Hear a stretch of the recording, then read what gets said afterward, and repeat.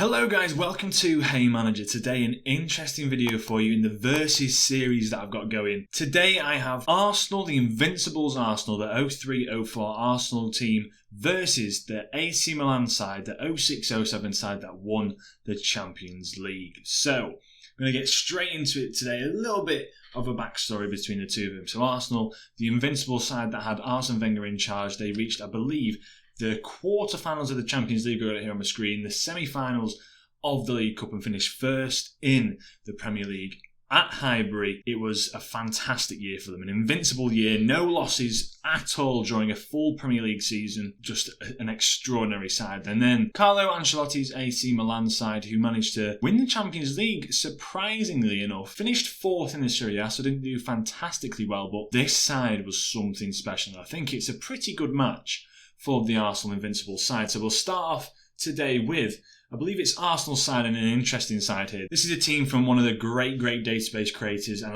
obviously the links are in the description below, so you can check them out whenever you want. But this side is absolutely phenomenal. I've lined them up as well with the tactics, formations that they use for that current year that they were into the 03-04 season. This is how they lined up pretty much every game.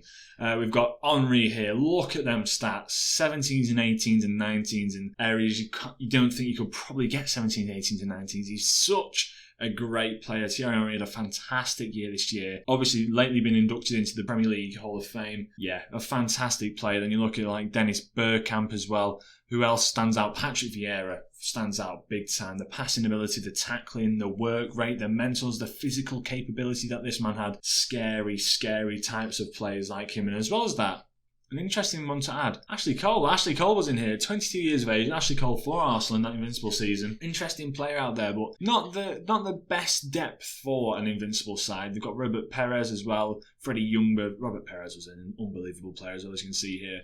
But we'll go through, so Jens Lehmann, probably one of the best keepers at that point in his career, 33 years of age, in his prime. Brilliant player. Lauren Kolo Toure in the early days when he's only 22. A very young centre-back pairing here, actually, as well, which was interesting to see. He got, I'd say young, 28 years of age, which is still pretty young for a centre-back. Sol Campbell had some of his finest years in this Arsenal side.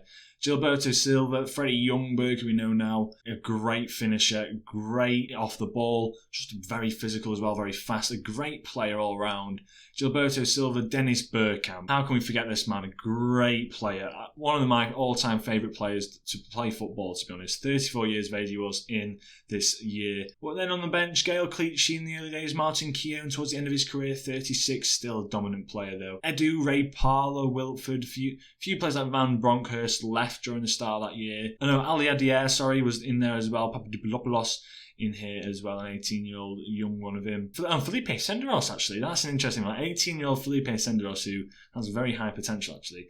But this is the side that I'm going to go for, the 4-4-2, the classic Arsenal side. And I'll quickly show you the AC Milan side as well. So this is how I've lined up the AC Milan side. You're gonna question what I've done here, but it's a mixture of where players prefer to play and how they play. So technically, this side should look a lot like this, where you have a 4-3-2-1, a very narrow one. It's called the Christmas formation. This is what Carlo Ancelotti made. He made like this four at the back with two ball-winning midfielders that would feed Pirlo, the lone defence deep line playmaker, and then he could feed Seedorf, who played a bit off the left, more of a left attacking midfielder, and then Kaka, who could just play wherever he wanted, and Inzaghi up front, who was just phenomenal during his time. But this is how we're actually playing it. We're playing it a lot like this. So we've got Seedorf playing a Metzala attack because he played Metzala shuffles out towards the left-hand side, but can also play a bit further up as well as an attack. Kaka, just honestly, look at this man's stats. He was a phenom. It's such a shame when he went to Real Madrid, he picked up a bit of an injury and just didn't really do that well at all during his time at Milan there. Dida, one of the best goalkeepers to grace the game. Everyone was scared of Dida when they came up against him. He was brilliant. Reflex saves for days. He was an absolute outstanding player then. The back two of Alessandro Nesta, one of the best defenders of all time, and alongside him, Paolo Maldini. At the ripe age of 38, was still delivering for this Milan side. An unreal player. Cafu as well in there, brilliant going forward. One of the most notorious right-backs of our generation. 36, a very old side to be fair. Gattuso 28, we know Gattuso from his pretty eccentric times now. And Andreas Andrea Pirlo, should I say, so not Andreas. 20 passing, 20 vision, 20 penalty taking, 20 first touch. Played his position beautifully. And then Seedorf as well. I'll quickly show you Seedorf because he's one of the most underrated players that I think exists in the game. He's so good for his time at AC Milan and basically all around the world. Clarence Seedorf needs a lot of respect on his name. On the bench, you've got Gilardino, Ricardo Oliveira, who was very good as well for them. A young Johan Gourcuff that came through the academy for them. I don't think he came through the academy, actually. I think he signed early on, but 19 years of age for him. And then as well as that, Gilardino, a brilliant player, 24 years of age, took the Champions League by storm. He did himself as well. And a lot of the domestic goals as well came through him. But Inzaghi, the man up front, he was just the best poacher in the game. Not fantastic in most areas, but he did his job very well, which was putting the ball in the back of the net. So that's how we're lining up today. We're going to continue into it. We're going to go to the match preview, see who the favourites are. The favourites are AC Milan, believe it or not, playing that formation that they do. The formation I've got here, so the two at the back are Nesta and Maldini. The wing-backs get forward more.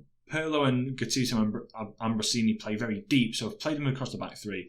Seedorf and Kaka, so a bit of variety towards that two cam positions more or less, and then Inzaghi sits up front himself. So we'll go through to play the game now. Two sides, knockout games, two legs as you know it, from the previous episode, which was the Manchester United 99 versus the Liverpool 1920 teams. That was a pretty interesting one. So this is how we line up against each other. And now we get straight into the game. I think we're on key highlights. We are on director. And we'll see how they fare. I'll be making a few substitutes during the 65th minute, as I always do, as AC Milan are coming forward now. Pirlo gives it Seedorf, and it's just off the bar. First shot of the game falls for Milan, and now Cafu gives it Inzaghi.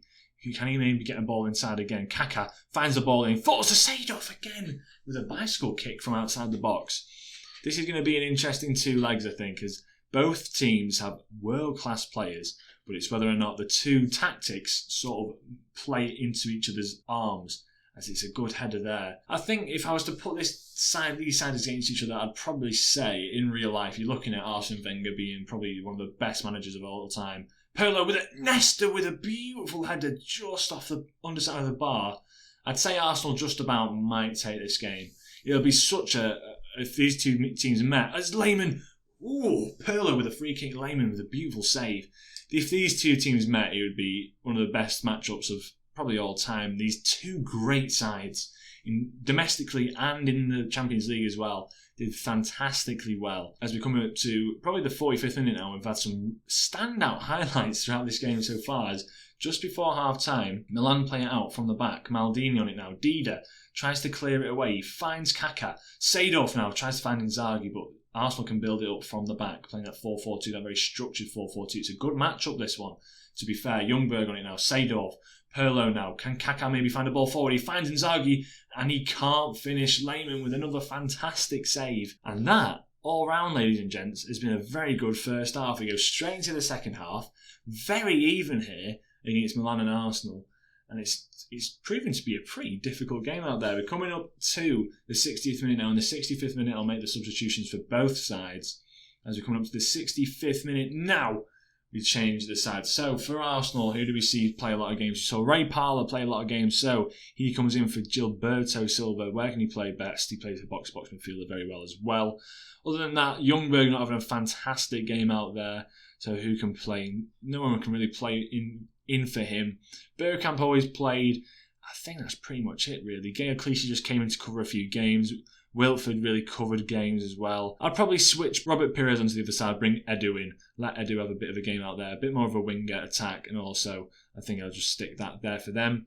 And then if you go to AC Milan, the tactics for them, same as always. Inzaghi having a decent game out there, but Gilardino has to come on and play a bit of a game up front and advance forward for him. Gourcuff played quite a few games, but I can't bring Kaka off because he was so great out there. And that is pretty much it in terms of... In fact, no, we'll bring off Jankulovski. There we go, got it out in the end. And we'll bring in Kaladze to play that wing-back role. So we're going to carry on now as the substitutes are made. I'll make those same substitutes in the second game. It's an interesting one as Pirlo stands over another free kick and he just can't get there. And now Arsenal with Thierry Henry can break down this left-hand side as he's running in. Thierry Henry, the number 14, can he get a header on there? No, he can't. Pires now plays the ball back in and it's a decent shot actually. It's a decent attempt as Dida rolls it out to Pirlo. Now finds Seedorf. Can AC Milan build it up from the back like they always used to do? Gattuso plays it to Seedorf. Plays it to Gilardino who's through on goal now. And he can't finish it again. Gilardino, a second attempt. Oh, it just goes wide. 75th minute now. How this is still 0-0, I don't know. Pires with the ball in. And now Kaladze, fresh legs on the pitch. Seedorf comes forward now. Maybe can he find Gilardino in the box? Now Kaladze, can he find a cross in? Pirlo to Seedorf. Plays a beautiful ball across to Kaka who finds Gilardino. And Gilardino with the goal there. The substitute who came on for Inzaghi. Puts the ball in the back of the net. AC Milan seem to be all over this side. Beautiful ball out towards Cafu. Ball into the box. Gilardino's there for an open header, and it's a beautiful, beautiful goal. Coming up to the end of the game, and Lehmann plays the ball out, and now Arsenal building it up from the back. Campbell gives it Toure. Pires comes forward now, tries to find Henry. He finds Edu. Henry's there, and Henry just can't finish. Henry not really been on top of his game in this game. Pires stands over the corner though. Can he find a ball? And he does. Vieira now.